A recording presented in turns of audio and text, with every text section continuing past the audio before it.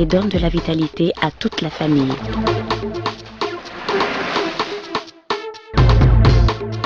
Aquataps, en vente partout.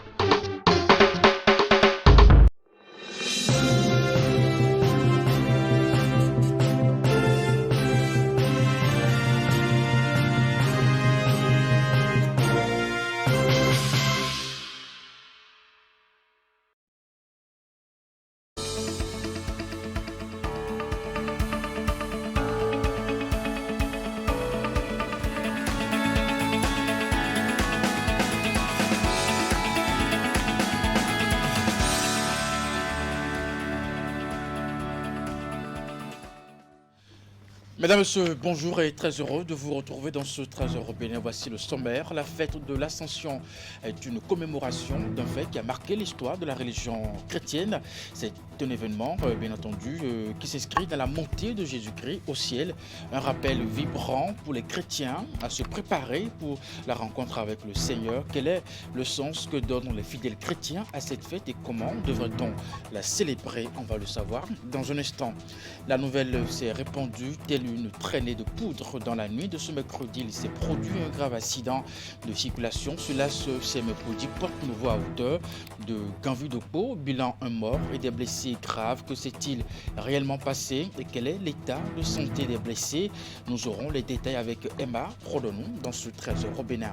Et puis enfin, à travers un communiqué en date du 9 mai 2023, le ministre des Enseignements maternels et primaires a lancé un appel aux établissements privés les mettant en garde notamment contre le non-respect du calendrier scolaire. Sont particulièrement visés par ce communiqué les écoles qui, d'ordinaire, congédient avant l'heure les élèves pour les grandes vacances. Comment les parents d'élèves et les responsables d'établissement apprécient-ils cette mise en garde de l'autorité ministérielle? Reportage à suivre également dans ce 13 européen.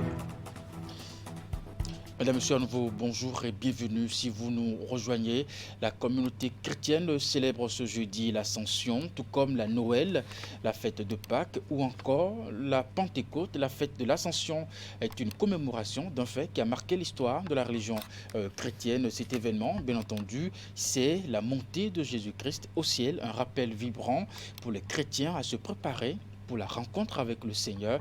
Quel est bien entendu le sens que donnent les fidèles à cette fête et comment devrait-on la célébrer? On va retrouver ce reportage dans un instant.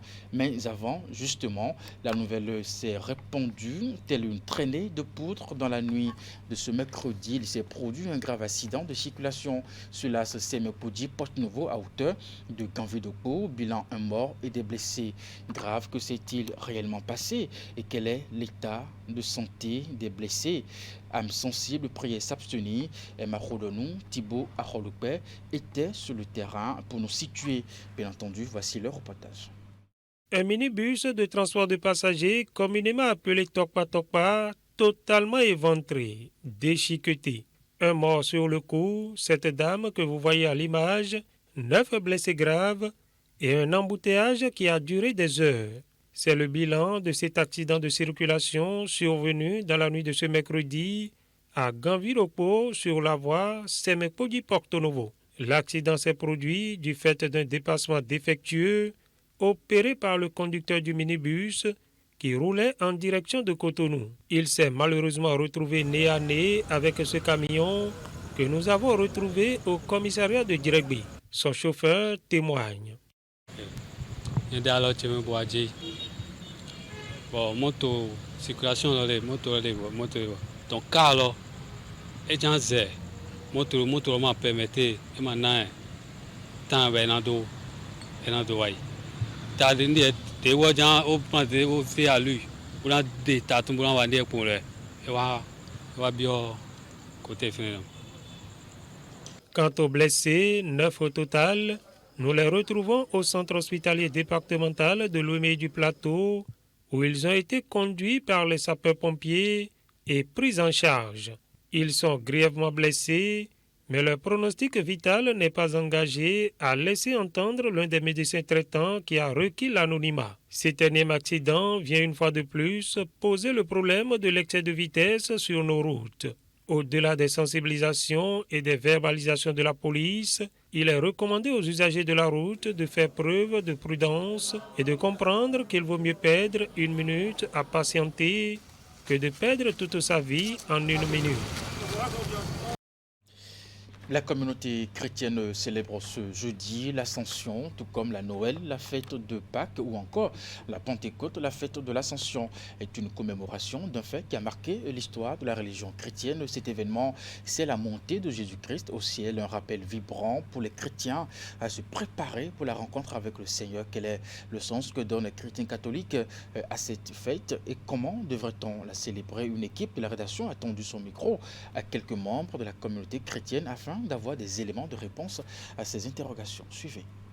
Au nombre des célébrations du calendrier chrétien, la fête de l'Ascension commémore un événement symbolique entre le divin et l'humain. Il s'agit de la montée de Jésus-Christ au ciel. Datant de plus de 2000 ans, l'Ascension n'est pas seulement une tradition chrétienne, c'est aussi une célébration qui remonte aux origines de l'Église. L'Ascension, je veux dire, le terme tire son origine d'un verbe latin, ascendere, qui veut dire monter.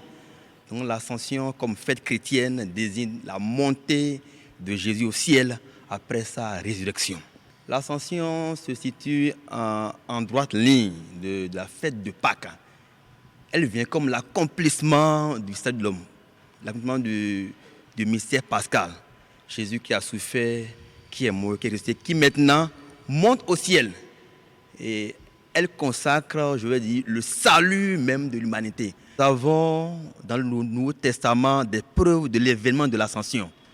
Déjà en Marc, chapitre 16, verset 19, il est dit que le Christ, après avoir parlé avec ses disciples, s'est élevé au ciel. Luc aussi en a parlé au chapitre 24, verset 51. Mais la prévision des 40 jours après Pâques, pour marquer le temps de l'Ascension, cette prévision a été donnée plus tôt par le livre des Actes des Apôtres, un livre écrit par Luc. Au chapitre 1, du verset 1 au verset 11, il est dit que c'est 40 jours après la Pâques que Jésus s'est élevé au ciel. 40 qui dans la Bible signifie l'accomplissement. Pour dire que dans ce mystère d'incarnation s'accomplit une fois pour toutes le salut de l'homme. Pour les fidèles chrétiens, cette fête est l'occasion de réfléchir sur les comportements à adopter afin de rejoindre au soir de sa vie la demeure du Père telle que promis par le Seigneur. En tant que chrétien catholique, c'est le moment pour nous de revoir, de faire le bilan de tout ce que nous avons eu à vécu, à tout ce que nous avons entendu de Jésus-Christ. Parce que il a dit avant de partir, il nous a dit qu'il nous promet l'Esprit Saint.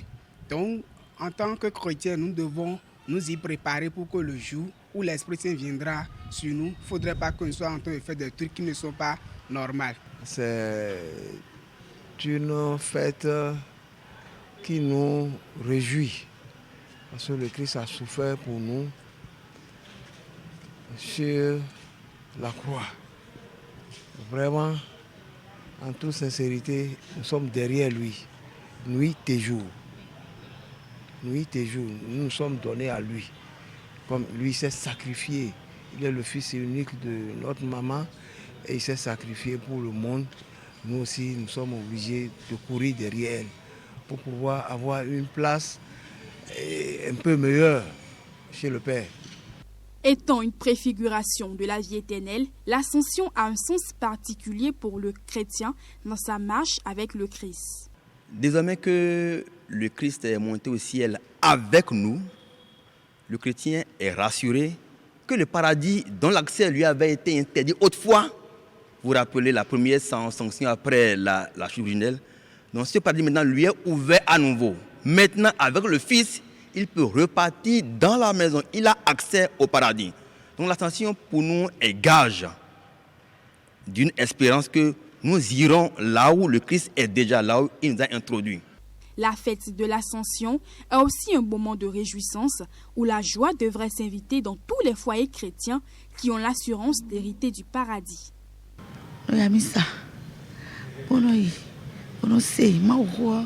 Le jour de la fête, je vais à l'église pour suivre la parole de Dieu.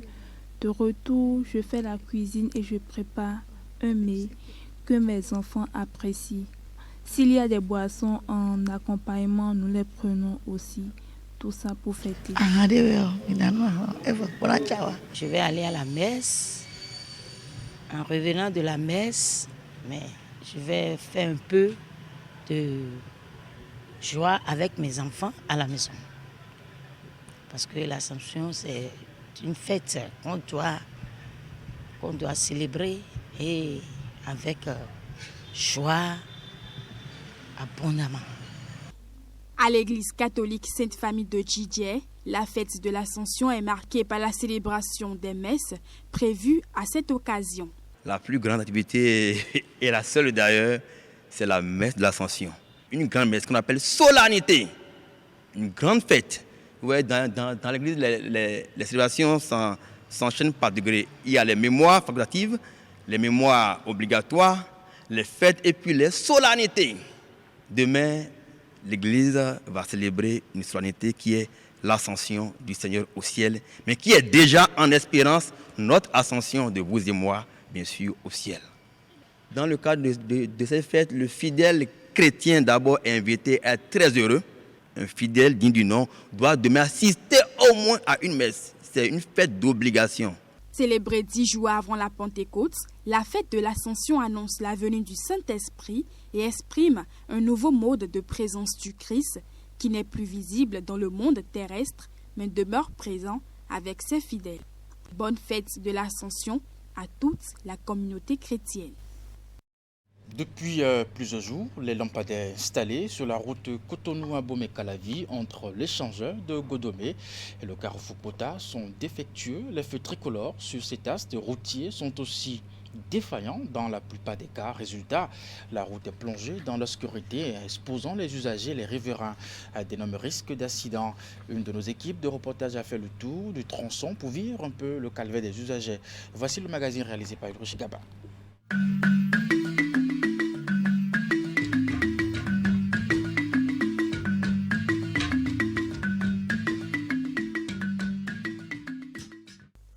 De l'échangeur de Godomé au carrefour Pota dans la commune d'Abomey-Calavi, la route inter-État est non éclairée et suscite de nombreuses inquiétudes chez les usagers et les riverains. Et pourtant, c'est l'une des routes de grand trafic régulièrement empruntée par des camions et des voitures transportant marchandises et personnes. L'obscurité sur une voie inter comme ça, sincèrement, c'est l'insécurité totale. C'est flou d'aller aussi échanger ton caca pour bio caravisin comme des soirs et de accident gégé des tons. Donc, bêtement, nous mangeons nous quand il y a problème des tons et support. Et vous voyez qu'il y a des étudiants qui sortent à l'heure là pour rentrer chez eux. Et c'est d'ailleurs pourquoi nous rencontrons au quotidien des accidents de circulation à des heures pareilles. Parce que lorsque la voie n'est pas éclairée, vous êtes d'accord avec moi que les citoyens sont exposés à tout. Une fois qu'il y a obscurité, on ne peut pas distinguer les panneaux. C'est difficilement. Peut-être que quand tu aurais lancé les phares, que tu vas te rendre compte, ou quand tu es un habitué de la voie, que tu sauras qu'à tel endroit, il y a tel panneau qui est planté. Malgré le manque de visibilité la nuit, plusieurs conducteurs excèdent largement la vitesse limite exigée en agglomération au mépris du...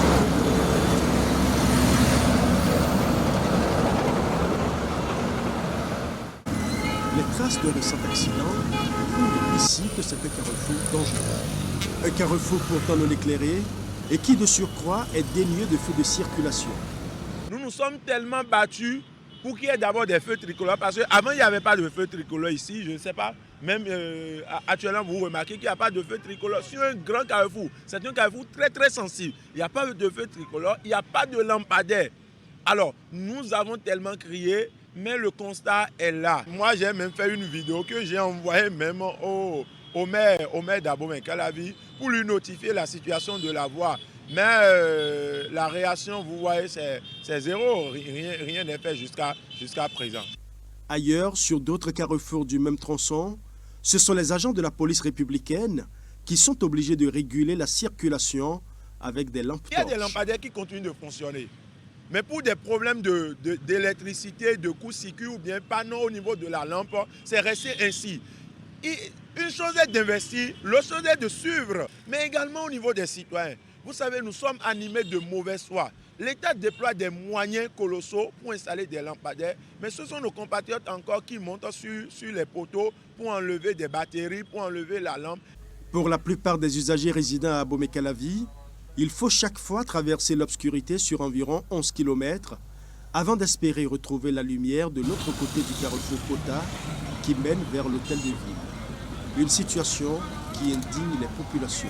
C'est quand il y a des dégâts, on aurait entendu dire en tant que c'est dû à l'excès de vitesse, c'est dû à ceci. Oh, voilà que sur la voie même là, il n'y a même pas d'éclairage. Mais dianta sali ya lire de so enye mo a e mo nu kru ganji bo mo do keke ne jawe ne mo to ne jawe ne on là et dans tous les dans sali boy accident sur un ton. La réfection du système d'éclairage public sur cette route de grand trafic pourrait considérablement réduire les risques d'accidents et d'incidents de sécurité et faciliter par la même occasion le transport des personnes et des biens. Sur la question, la mairie d'Abomey-Calavi est attendue pour redonner sourire aux populations.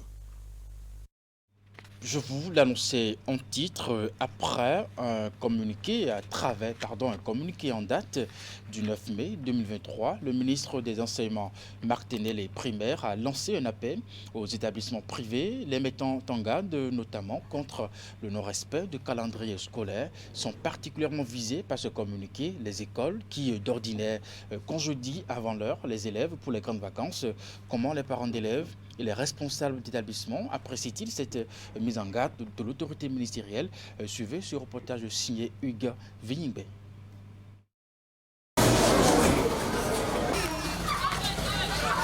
Au risque de se voir infliger une sanction susceptible d'aller jusqu'au retrait de leur autorisation d'ouverture, aucun établissement scolaire ne doit fermer ses portes avant la fin du mois de juin. C'est ce qui ressort du dernier communiqué du ministre en charge des enseignements maternels et primaires. Si pour certains parents d'élèves, cette nouvelle est salutaire, d'autres y voient quelques inconvénients. C'est une bonne décision parce que l'État veut que les enfants assimilent tout le programme. Et le programme d'enseignement doit couvrir une période donnée. Si l'État a fixé la date des vacances au 28 juillet, si je ne me trompe, c'est parce qu'il sait que l'exécution correcte du programme avec les exercices et tout peut couvrir cette période-là. Et si on va en vacances avant la période, il y a quelque chose qui manquerait aux élèves. Je dirais que c'est une bonne chose de suivre le calendrier scolaire que l'État a prévu. Mais je veux aussi demander l'indulgence de l'État de faciliter la tâche aux parents parce que ce n'est pas chose facile d'envoyer son enfant, d'aller chercher plutôt son enfant à l'école matin, midi, soir, que ce n'est pas chose facile. Du côté de certains responsables d'établissements, bien avant la mise en garde de l'autorité, les dispositions étaient déjà prises pour un respect scrupuleux du calendrier scolaire. Ce communiqué qui était sorti, je pense, le 9 mai dernier, je l'ai lu. Je pouvais vous dire que ça ne pose aucun problème à mon niveau, personnellement, d'autant plus que nous n'avons pas fait le programme de renvoyer nos enfants en vacances, sinon ça pouvait nous créer des ennuis. Non, ça avait plaisir que moi j'ai reçu ce communiqué-là, parce que nous suivons un calendrier scolaire. Et dans le calendrier, il est dit qu'il faut finir l'année en juin. Non. Si vous partez très tôt, ça veut dire que vous n'aurez pas fini le programme et les enfants iront en vacances sans finir l'année scolaire. Donc, moi je suis d'accord avec le ministre. Le congédiement précoce des élèves pour les grandes vacances par certaines écoles n'est pas par plaisir. Mais nombreuses se trouvent contraintes par les difficultés financières auxquelles elles se trouvent confrontées. Du coup, les responsables d'établissements font au ministre une doléance. Je peux m'adresser respectueusement à l'autorité, de voir un peu dedans avec eux, puisque si un temps on pouvait créer un projet de débat et de discussion pour comprendre les raisons qui poussent certains responsables d'établissements privés à des actes comme ça, on pouvait comprendre plus et les aider. Si par le passé, les élèves et enseignants commençaient à profiter des grandes vacances dès le mois de mai, cette année, il faudra patienter jusqu'à la fin du mois de juin. De quoi permettre à tous de véritablement achever les programmes de cours et à certains de préparer idéalement leur examen de fin d'année.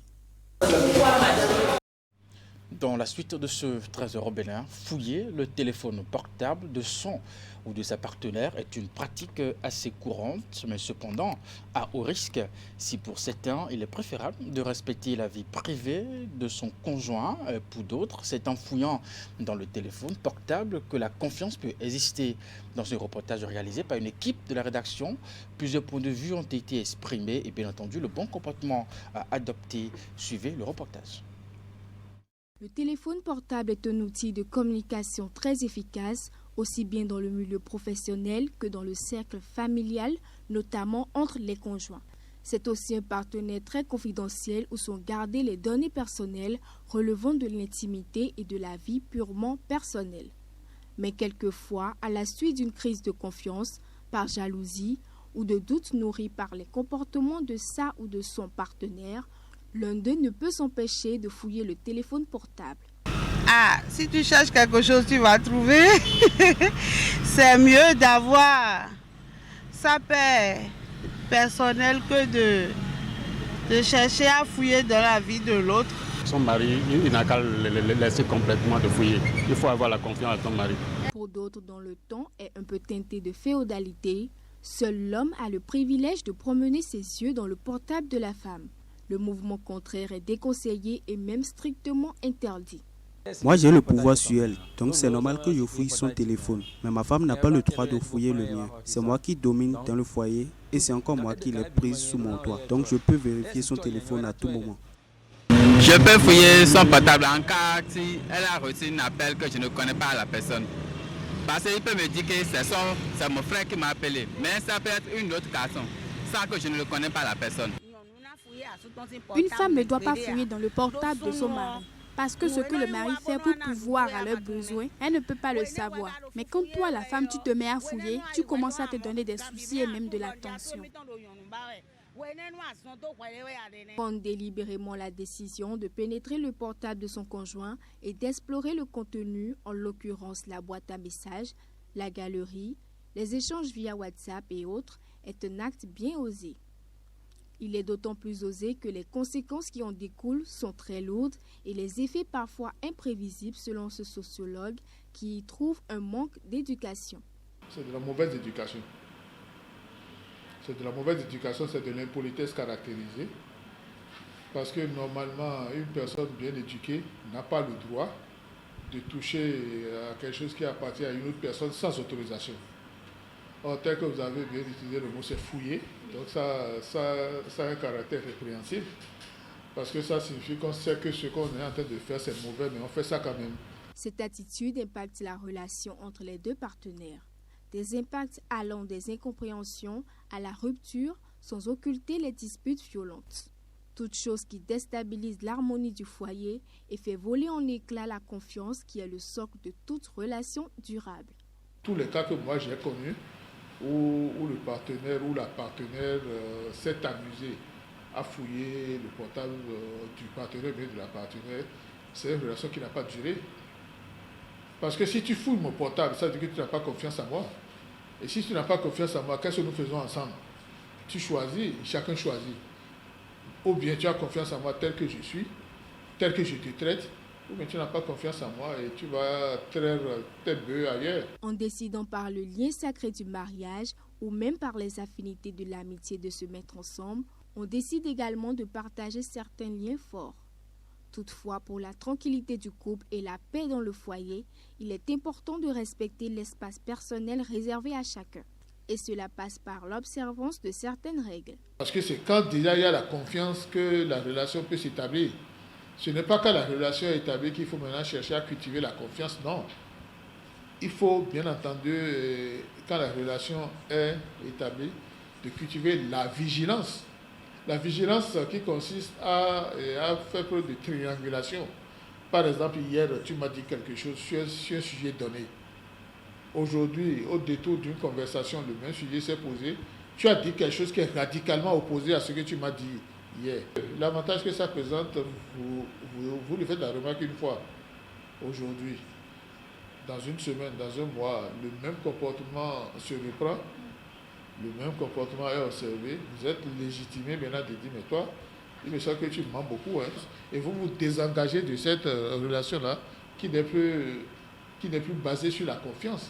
Si fouiller le téléphone de son partenaire semble justifié pour certains, il est important de rappeler que cet acte peut être une violation de vie privée, pouvant même être soumis à des peines et sanctions, vues sous l'angle du droit, car le portable est un bien personnel.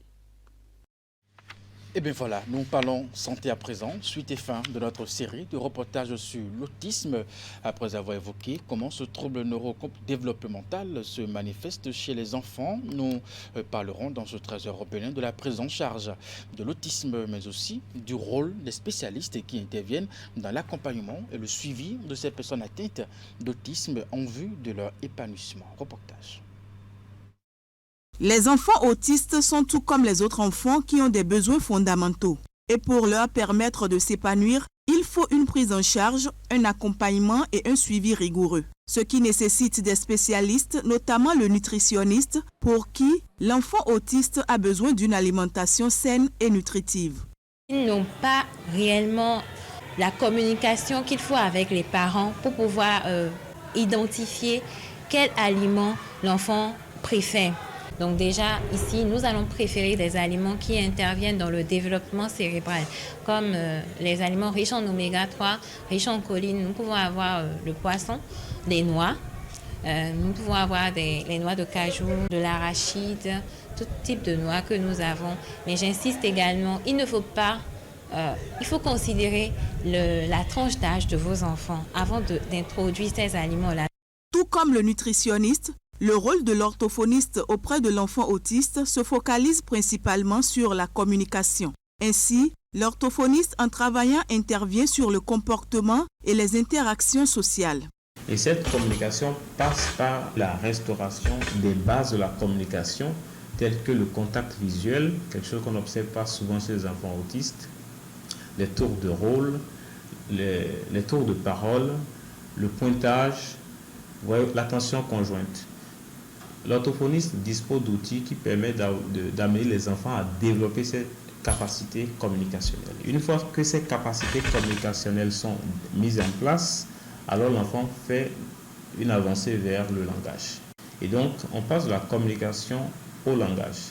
Et grâce à la rééducation orthophonique, l'enfant autiste peut développer aussi bien les mots, puis commencer par faire des phrases et commencer par interagir et parler avec son entourage. L'enfant autiste a également besoin de jeux pour son épanouissement. Cela fait appel dans ce cadre à un récréologue qui s'occupe de tout ce qui est loisir au niveau des enfants, jeunes et des personnes âgées. Avant de pouvoir proposer un jeu à un enfant, à cette différence-là, il va falloir observer l'enfant dans son environnement, dans son monde et détecter son besoin.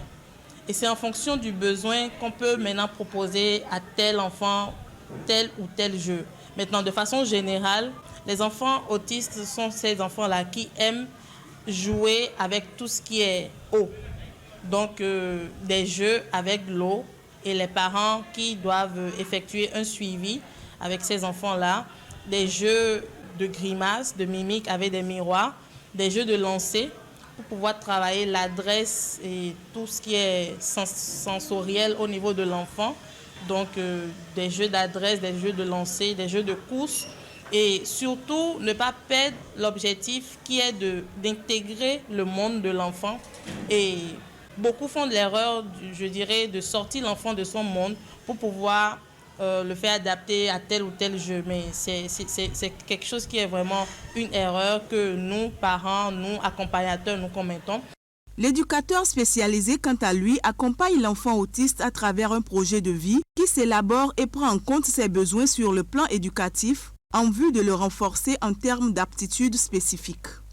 L'éducateur spécialisé joue un rôle d'accompagnement éducatif pour pouvoir quand même permettre à ses enfants de pouvoir lire, écrire, comprendre et puis être acceptés dans le milieu familial, scolaire, dans leur communauté.